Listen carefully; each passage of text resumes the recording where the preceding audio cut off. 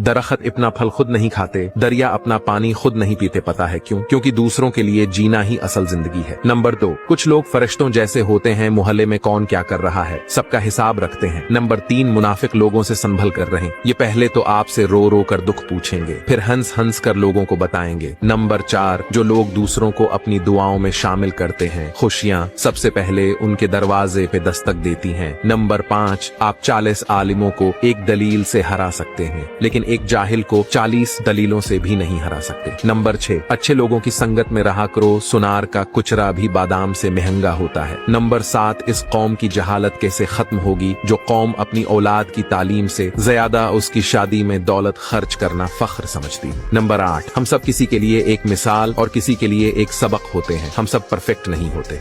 अगर आप इन बातों से एग्री करते हैं तो कमेंट में यस जरूर लिखें और मुझे फॉलो करके अपना दोस्त बना लें। हमेशा सही राह दिखाऊंगा।